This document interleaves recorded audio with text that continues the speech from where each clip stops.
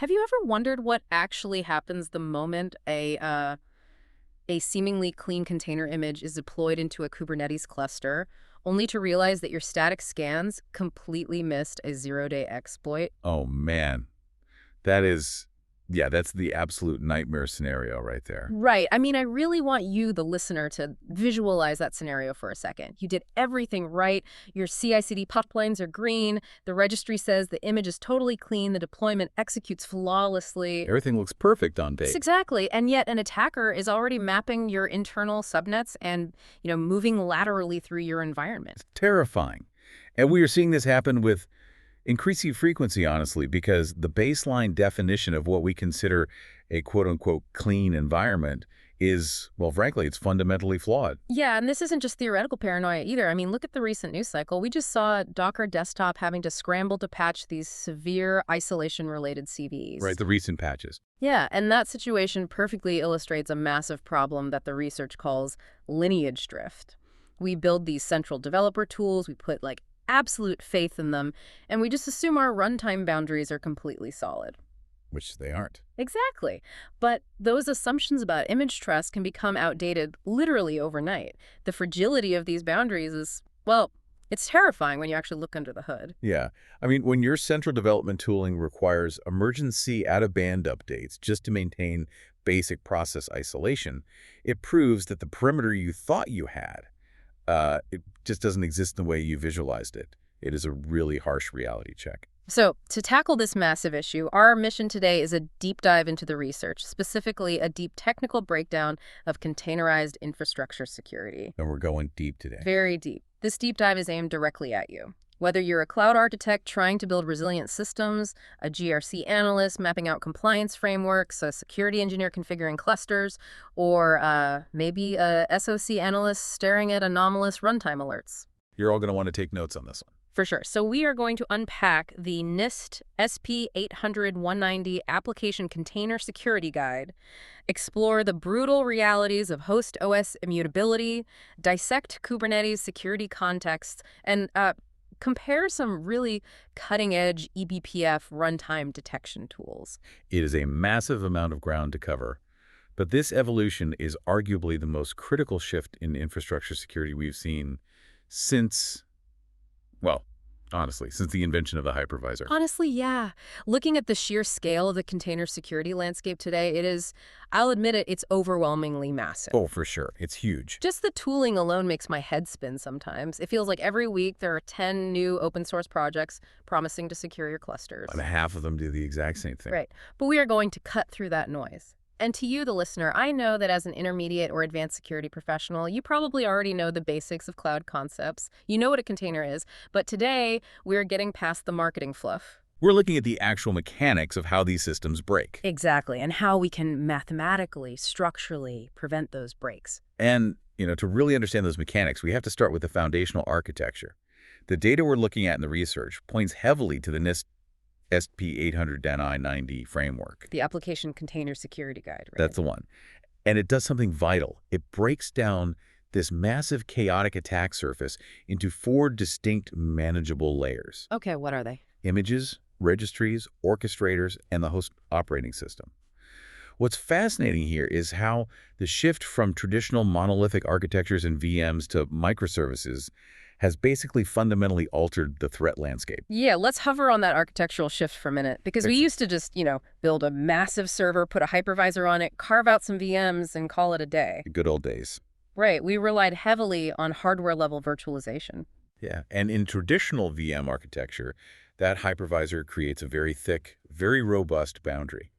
Even if an attacker completely compromises the guest operating system of one VM, breaking out of that VM to the hypervisor or laterally to another VM is incredibly difficult. It happens, but it's rare. Right. It usually requires highly sophisticated exploits targeting CPU instruction sets or memory allocation flaws.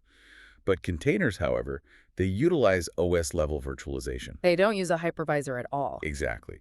Instead, they share the host's underlying kernel. Okay, Quick host note here, just as a refresher for everyone tuning in. When we say OS virtualization or a shared kernel, we mean that containers share the exact same underlying operating system kernel, which is great for efficiency, but it creates a massive single point of failure compared to the heavy, isolated walls of a traditional virtual machine.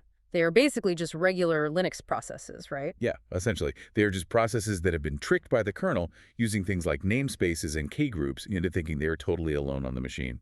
Wait, hold on. Are you saying that if the host OS is compromised, the isolation of all containers on that node is basically gone? Yes, 100%. Mm-hmm. In a containerized environment, the host OS kernel is the single most critical point of failure. Wow. If an attacker in container A triggers a kernel panic or executes a privilege escalation exploit through a shared syscall, they compromise the host. And once they have the host... They have container B, C, and D. Exactly. Furthermore, if they gain access to the container runtime socket, say the Docker socket or container socket that accidentally gets mapped into a container, they are granted superpowers. Superpowers? Like what? Sweeping administrative control. They can issue API commands to spin up new, fully privileged containers that mount the root file system. The isolation evaporates instantly. I always like to frame it this way for engineers who are, transitioning from legacy infrastructure. It's like moving from a neighborhood of single-family homes into an apartment building. That's a great way to put it. Yeah. In a VM world, everyone has their own entirely separate plumbing and electricity. If your neighbor's pipes burst, your house is totally fine. But in a container world, everyone shares the exact same plumbing system. Right. If someone manages to poison the main water supply, which is the kernel in this analogy, every single apartment is compromised instantly. I'd actually take that analogy even further. Oh, yeah. Yeah. Not only are they sharing the water supply, but the walls between the apartments are made of cheap drywall, not solid concrete. If you understand the structural weaknesses, you can just punch right through them. Right, like we've seen historically with vulnerabilities, like that notorious Runk escape, what was it? CVE 2019-5736. Yep, that's the one. Where an attacker inside a container could actually overwrite the host's Runk binary during execution, basically gaining root on the host. That's wild. So we can't just build a strong wall around the building. We have to monitor what goes into the pipes and make sure no one is bringing toxic materials into their individual apartments to begin with. Which takes us right to the origin of the lifecycle, right? The build phase. Exactly. The very beginning. If we want to stop toxic materials from entering the environment, we have to look at the first layer of the NIST framework, the images. Okay, let's unpack this, because I look at environments all the time where it is just way too easy for a developer to pull a random base image from Docker Hub, throw some Python code on top of it, and just ship it straight to production. And attackers are heavily banking on that exact behavior. Oh, absolutely. The research we're reviewing highlights that threat actors specifically target the parts of the image that developers rarely, if ever, actually inspect. The stuff hiding in the background. Right. We are talking about outdated base images, older versions of Alpine, Debian, or Ubuntu, where unpatched CVEs just sort of accumulate in the shared libraries over time. A developer might only care about their specific application code, but they're inadvertently deploying, thousands of hidden dependencies? Thousands. And it's not just the base images. It's the junk left behind during the build process. Oh, don't get me started on the build junk. Right. You see images deployed into production that still have package managers like apt or apt installed, or compilers, or network debugging utilities like curl and netcat. I always push back on development teams about this. Why on earth does a production Node.js web server need a C++ compiler? It doesn't at all. It doesn't. But an attacker who gets remote code execution inside that container will absolutely use that compiler to build custom rootkits right there in your production environment. Exactly. It unnecessarily expands the attack surface. And we also frequently find leaked metadata in these layers. Like secrets. Yeah. Hard-coded environment variables, AWS API tokens, internal database URLs embedded right into the image history. But wait, if a developer deletes a secret in a later layer before pushing, isn't it gone? Nope. Because of how container layers work, even if you delete a secret in a subsequent layer, it still exists in the previous immutable layer history. Anyone who pulls the image can just extract it. That brings up lineage drift, right? That concept keeps surfacing in the documentation. Let's really dig into what that means for the folks listening who are auditing these pipelines. So lineage drift occurs when the running container in your production environment can no longer be cryptographically or logically traced back to the specific pipeline the specific code commit, and the specific security check that originally authorized it. So you lose the thread of provenance. Exactly. And when that thread is broken, you are operating with an entirely unmeasurable risk posture. You might scan an image on a Tuesday and it passes. Looks totally clean. Right. But if it sits in a registry and is deployed on Friday, dozens of new vulnerabilities might have been discovered and published to the National Vulnerability Database in the interim.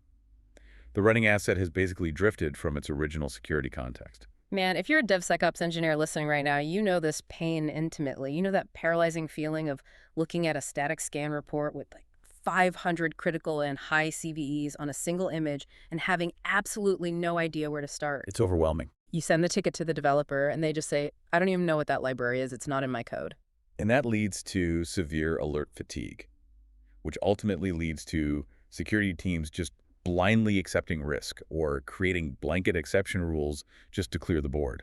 Which defeats the purpose of the scan entirely. Exactly. This is why the industry is rapidly shifting its focus from raw CVE counts to actual exploitability. This is often called reachability analysis. I love reachability analysis because, just because a vulnerable library, say an old version of log4j exists in the containers file system, it doesn't mean the application actually loads it into memory, right? Or ever executes the specific vulnerable function path. Precisely. And this is where the tooling landscape is doing some fascinating things. We are seeing advanced tools perform deep abstract syntax tree parsing and call graph analysis just to filter out the noise. So they map out the code execution. Yeah, they analyze the actual code execution paths to definitively say, yes, this CVE exists on disk, but your compiled code physically never touches that memory space, so prioritize this other critical vulnerability instead. That is so much more actionable. The research explicitly mentions platforms like Echo and Akito Security leading this charge, right? It does. So how does Echo handle that? I read they actually do automated remediation, which, I gotta be honest, sounds terrifying to a traditional sysadmin. It does sound scary, but Echo takes a really radical approach. Instead of just prioritizing the alert, it uses analysis to map the dependency tree and can automatically rebuild base images without the vulnerable components. Wait, really? It just strips them out? Yeah, it mirrors the upstream functionality but excises the risk. It is attempting to redefine secure by design by eliminating the vulnerability at the source code level before it even reaches the registry. Automatically patching base images. Wow. I can hear QA teams screaming from here about broken dependencies. But, if the tooling can mathematically prove the function signatures remain identical, the risk reduction is massive. Huge. Let's run through some of the broader image scanning landscape mentioned in the research, just for the folks who are evaluating enterprise tooling right now. Sure. So if you are looking at massive enterprise scale, platforms like Wiz and Prisma Cloud provide full lifecycle, unified visibility. To sort of connect the dots, right? Exactly. They connect the posture of the code repository all the way through to the cloud runtime environment. It gives you a complete graph of your entire exposure. What about teams heavily invested in open source, or teams wanting deep CI/CD integration? For those use cases, tools like Trivy by Aqua Security and Gripe by Anchor are exceptional. Trivy is incredibly fast and versatile for scanning container images, raw file systems, and Git repositories. And Gripe. Gripe is deeply specialized in scanning software bill of materials, or SBOMs, which are, as you know, becoming a strict regulatory requirement. Yeah, let's briefly touch on SBOMs, because our GRC analysts deal with this constantly. An SBOM is essentially an ingredient list for your software. It lists every single open source library, version, and license used in the application. And Gripe takes that ingredient list and cross-references it against vulnerability databases. Exactly. Then you have Snack, which the research highlights for its developer experience. It integrates directly into the IDE, giving real-time feedback so developers fix vulnerable dependencies before they even commit the code. Catching it as early as possible. Right. There's also JFrog X-Ray, which provides excellent supply chain visibility for organizations heavily invested in artifact repositories. And finally, Aqua Security offers end-to-end cloud-native protection spanning from that initial build phase right through to runtime enforcement. So many tools. But what's the unifying theme here? The unifying theme across all these tools is that point-in-time scanning is obsolete. Obsolete. Completely. A scan is out of date the second it finishes. Scanning must be continuous. Makes total sense. And once that image is built and continuously scanned, it has to be stored somewhere. We don't just leave them sitting on a developer's laptop. We push them to the second layer of the NIST framework. Registries. The vault. Exactly. The registry is the vault. It distributes the code to the cluster. Now, the research outlines some severe risks here. Insecure connections, stale images sitting around for years, unauthorized access, and image spoofing. All major issues. But I want to play devil's advocate for a second. If I'm an architect and I lock down my registry access with strict role-based access control, and I cryptographically sign all my images using something like 6-doors cosign, aren't I secure? Haven't I solved the distribution problem? It is a really logical assumption, but it is a trap many organizations fall into. Registry security and cryptographic signing are merely the starting points. They are not the finish line. Okay, why not? The research highlights a staggering statistic. 87% of container images run in production with critical or high-severity vulnerabilities. Wait, 87%? Even with all the Trivy and SNCC scanning we just talked about, how is that mathematically possible? Because the threat landscape mutates. Problems emerge at runtime.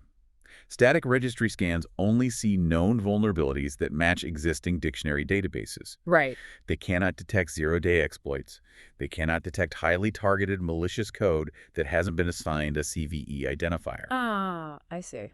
Furthermore, an image might look perfectly clean in the registry today, but the moment it is pulled and executed in the cluster a week later, it might reach out to the internet and pull a malicious dynamic dependency at runtime. So a static scan is basically just a spell checker. It tells you if you spelled the words correctly according to the dictionary it downloaded yesterday, but it doesn't tell you if the sentence you wrote is actually a threat to someone once you say it out loud in a crowd. That is a perfect analogy. To combat these registry risks, the NIST guidelines recommend several strict countermeasures. First, aggressively prune stale images. Just delete them. Yeah. If an image hasn't been deployed or pulled in 90 days, archive it or delete it. Leaving old, highly vulnerable code sitting in the repository where it can be accidentally deployed by a misconfigured pipeline is just an unforced error. Yeah, that makes sense. Second, enforce encrypted channels for all pushes and pulls. Yeah. But the most critical practice NIST emphasizes is the absolute necessity of using immutable names. Oh, let's talk about the latest tag, because this is the bane of my existence. It's terrible. Using a mutable tag like myapp.latest is a complete architectural failure. Latest simply points to whatever image was most recently pushed with that string attached to it. So anyone could push it. Well, an attacker who compromises a developer's credentials could push a malicious image and just tag it as latest. Your Kubernetes cluster, if configured to pull always, will happily grab it during the next pod restart and deploy it, completely overriding your clean application. The orchestrator just says, hey, the deployment YAML says I need the latest. Oh, here it is. It has no idea the underlying cryptographic hash changed completely. It's just blind trust. So the NIST recommendation is to use immutable names, specifically tagging versions, like myapp.2.3.4, or even better, deploying by the exact SHA-2556 digest of the image. Deploying by the SHA-256 digest establishes true cryptographic trust in the distribution pipeline. The orchestrator pulls a mathematically guaranteed specific version of the image. And if it changes? If even a single byte of that image is altered by an attacker, the SHA-256 hash changes completely, the orchestrator's verification fails, and the deployment is physically blocked. Boom, secure. But, okay, if registries are where we distribute the images, the host OS is where they actually live and execute. We're moving down the stack now.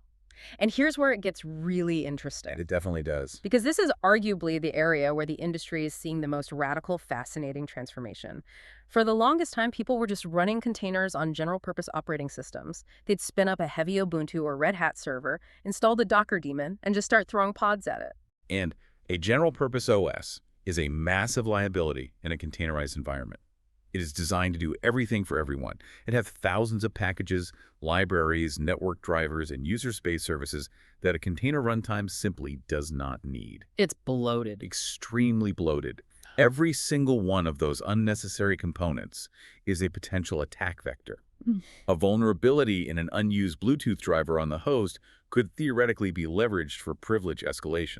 Which is why the industry is rapidly shifting toward container-specific, immutable, API-driven operating systems. Exactly. The research provides a deep technical comparison of two of the absolute heavyweights in this arena, AWS BottleRocket and Sidero Labs' Telos Linux. This comparison is fantastic because they both aim for the exact same goal, minimalism and security, but their architectural philosophies are wildly different. Night and day. Let's start with AWS BottleRocket. So BottleRocket is designed with a very specific cloud-native threat model in mind. While it is AWS-centric and natively supports Amazon ECS alongside Kubernetes, its approach to immutability is what makes it interesting. It uses a Linux kernel feature called DM-Verity for block-level integrity verification. Okay, host note time. Let's break down DM-Verity for the engineers and auditors tuning in. How does block level verification actually work under the hood? So the root file system of BottleRocket is mounted as read-only, Okay. but attackers frequently find ways around read-only mounts. DM-Verity goes a critical step further. During the OS build process, it creates a cryptographic hash tree, a Merkle tree of the entire file system. Right, like a fingerprint of every block. Exactly. When the kernel reads a block of data from the underlying disk at runtime, it calculates the hash of that block on the fly and compares it to the trusted Merkle tree stored in memory. For everyone listening, let's pause and clarify this. DM-Verity provides runtime integrity verification. It catches tampering at the exact moment of access. So if an attacker somehow managed to bypass the OS and flip a bit directly on the hard drive using a low-level exploit, the moment the system tries to read that infected block, the computed hash won't match the tree. The kernel instantly throws an error. The read fails, and the unauthorized code is physically prevented from executing. It's like having a security guard check your ID against a cryptographically signed database every single time you attempt to open a door. That's exactly how it works. All right. BottleRocket also uses Linux in enforcing mode to strictly isolate container processes, adding another layer of mandatory access control. Very solid. And it features an A/B partition swapping strategy for updates. When an update occurs, it downloads the entire new OS image to the inactive partition, verifies the cryptographic signature, and simply reboots the node into it. Nice. And if the boot fails? It automatically rolls back to the A partition.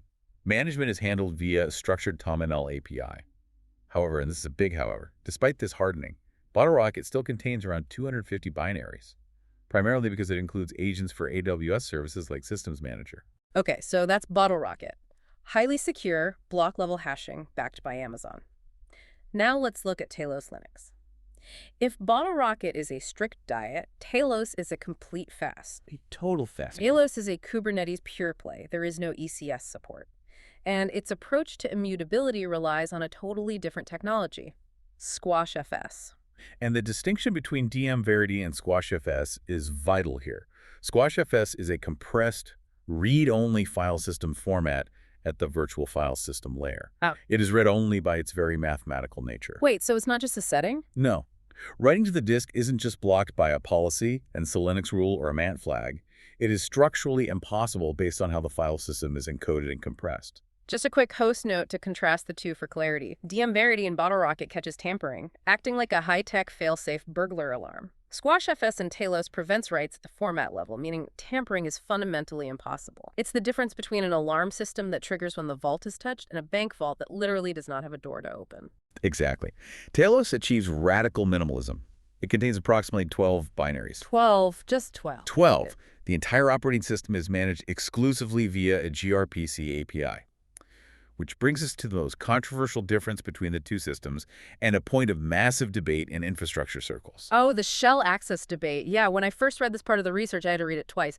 Talos has absolutely no shell access, no SSH daemon, no local terminal access. None at all. How on earth does a sysadmin debug a failing node at 3 a.m. if they can't SSH into it, run top, check journal LFL, or look at the raw network interfaces? I mean, I cannot imagine operating a production cluster without a shell. It is a profound philosophical shift, and it requires entirely rethinking operations. Talos takes the uncompromising stance that if you need a shell to debug a system, that requirement itself is a security flaw. Wow. Everything, including debugging, log retrieval, packet capture, and performance monitoring, must be done via their strongly authenticated API. It is security by the absolute absence of vectors. So if it's not there, it can't be exploited? Right. If there is no SSH daemon, you cannot brute force SSH credentials. If there is no shell binary like bash or shush on the file system, an attacker cannot execute shell-based malware, even if they achieve remote code execution. Okay, I see the logic. But BottleRocket takes a slightly more pragmatic approach, right? They recognize that sometimes operations teams panic and absolutely need an interactive shell to save an outage. Yeah, BottleRocket compromises by providing an admin container and a control container that run out of band for debugging purposes. They are disabled by default, and you have to explicitly enable them via the AWS API to get a shell session. Right. But this raises an important question and a very sharp critique from the Talos perspective. Is providing an admin container actually providing security? Or is it merely security through obscurity? Yeah, that's a fair point. Because if the capability to spawn a root shell exists on the system at all, even if it requires jumping through complex API hoops and IAM roles to enable it, it remains a viable target. Yeah. An advanced persistent threat actor who compromises the right AWS credentials will just use the API to turn on the admin container and walk right in. Talos removes the target entirely. It is a fascinating debate between operational pragmatism and absolute zero-trust security. Yeah. Do you build a highly monitored escape hatch for your admins knowing a sophisticated attacker might find it? Or do you seal the vault completely and force your admins to adopt an entirely API-driven workflow? It's a huge decision. Yeah. For architects designing new clusters, evaluating these two OS models is a critical decision point. Absolutely. But regardless of whether you choose the burglar alarm of BottleRocket or the doorless vault of Talos, you still have to manage the permissions of the actual containers running on them. Because even if the OS is a fortress, the orchestrator is the front door. We have to secure Kubernetes itself. This is where the theoretical architecture meets practical application security. The orchestrator Kubernetes acts as the brain. It controls scheduling, networking, secrets, and API access. If the host OS is the concrete foundation, the orchestrator is the building management system. And the primary mechanism for enforcing least privilege within this system is the pod security context. I always tell people, if you take nothing else away from a Kubernetes security discussion, please, for the love of all things digital, learn how to implement security contexts correctly. Yes, please. It is the single most effective way to prevent a container escape. But they are notoriously tricky to configure because of the inheritance hierarchy. To implement them correctly, we must understand that hierarchy. At the highest level, you have the cluster level, which is governed by pod security standards and enforced by admission controllers. Okay. Then you step down to the pod level. Security contexts defined here apply to all containers within that specific pod deployment. Finally, you have the container level, which applies to a specific container and overrides any conflicting settings at the pod level. So specific overrides general. Got it. Let's walk through some of the specific configurations our research highlights, because these are the literal YAML lines that save companies from ending up on the front page of tech news. Let's start with run as user and run as group. These are fundamental. By default, unless specified otherwise, many container images run as the root user inside the container. Which is crazy. It's a massive, unnecessary risk. If an attacker exploits a vulnerability in your web application, they immediately gain root privileges within that container's namespace. If they then find a way to escape the container, say, through a shared volume or kernel bug, they hit the host OS's root. Game over. Exactly. Setting run as user to a non-root UID, say 1000, ensures that even if the container is compromised, the attacker has severely limited privileges. It drastically reduces the blast radius you are containing the fire. The next critical configuration is read-only root file system. True. This is incredibly powerful and drastically underutilized.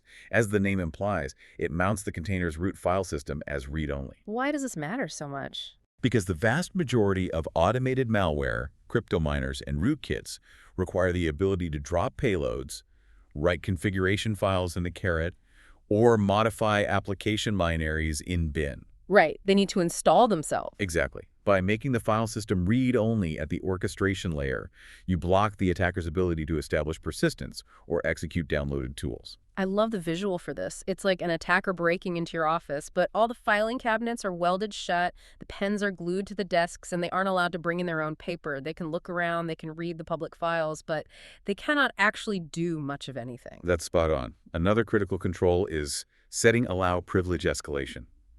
False. What does that one do?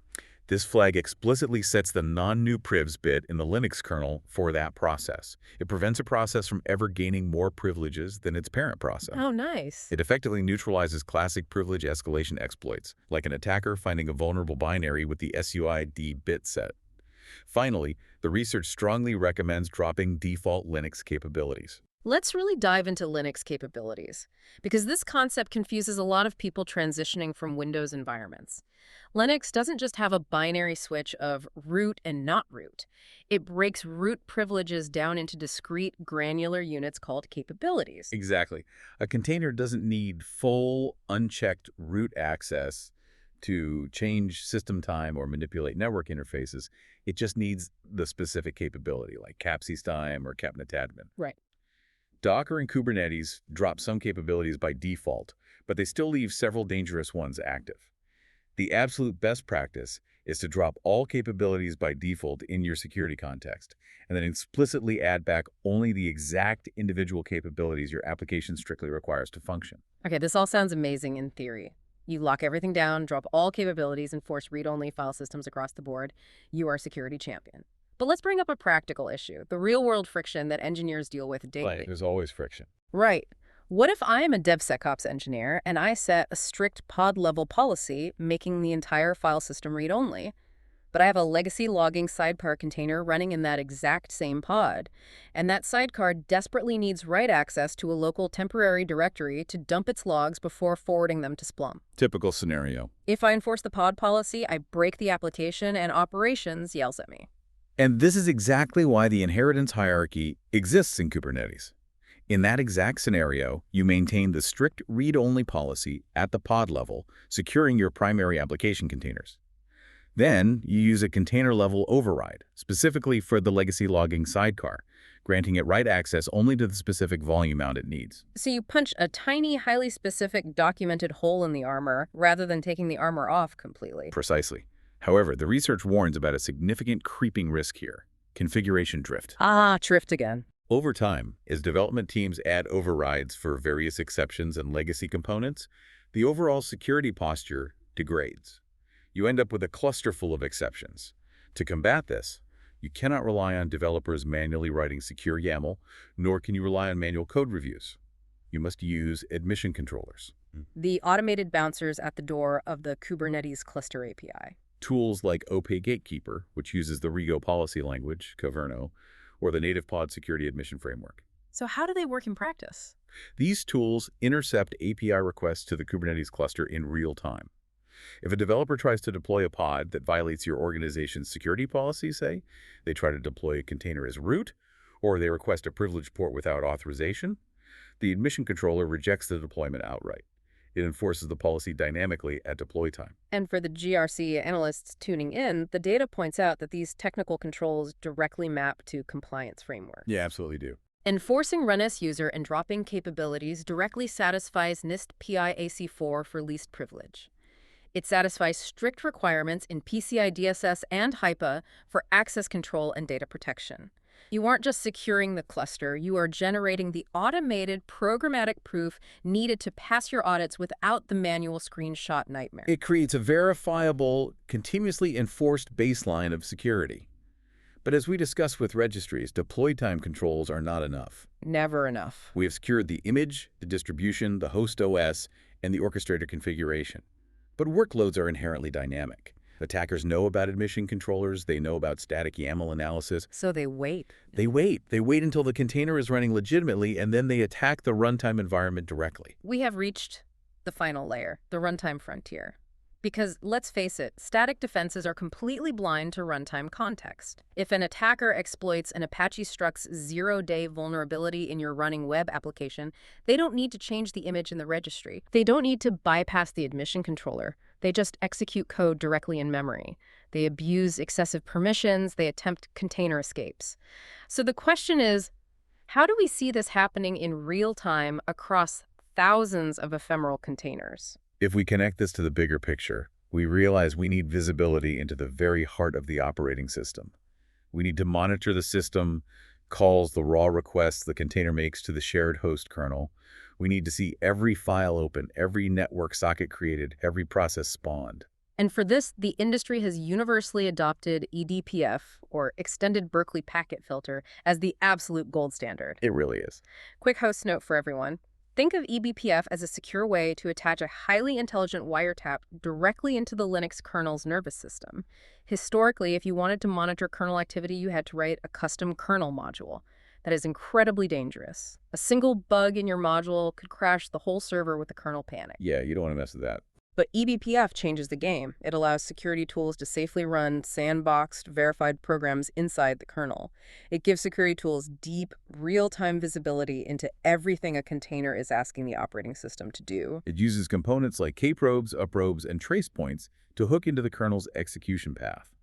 When a system call is made, the eBPF program triggers, analyzes the context, and sends an event via a ring buffer to a user space security tool. All without modifying the kernel source code or risking system stability? Exactly. Is revolutionary technology for observability and security. The research includes a rigorous comparative analysis from Cypress, evaluating the top eBPF-based runtime security tools, Falco, Tetragon, and Tracy. They tested these against the OWASP Kubernetes top 10 attacks, right? Yes, specifically focusing on denial of service, container escapes, and cloud crypto mining. This is the kind of empirical data I live for. Let's break down the performance. How did they do on the baseline metrics? Detection rate and false positive. Because a tool that generates 10,000 false positives a day is worse than useless. It's just a denial of service on the SOC team. Remarkably well, actually. All three tools, Falco, Tetragon, and Trace, achieved a 100% detection rate with a 0% false positive rate in the controlled test environment. They all successfully identified the attack patterns. Okay, so if they all catch the bad guys, how does an architecture team choose? It must come down to performance metrics, resource overhead, and speed. The true differentiators are in the KPIs, mean time to detect MTTD and resource utilization. According to the analysis, Tetragon excels significantly in MTTD for container escapes and crypto mining. So it's faster. Much faster. It detects these threats faster than the others.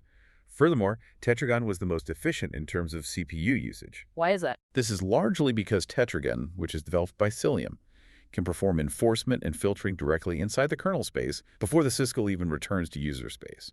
It can literally kill a malicious process before the auction completes. That is incredible. In-kernel enforcement. What about Falco? Falco is basically the grandfather of cloud-native runtime security. Falco remains a massive powerhouse, especially because of its mature rules engine.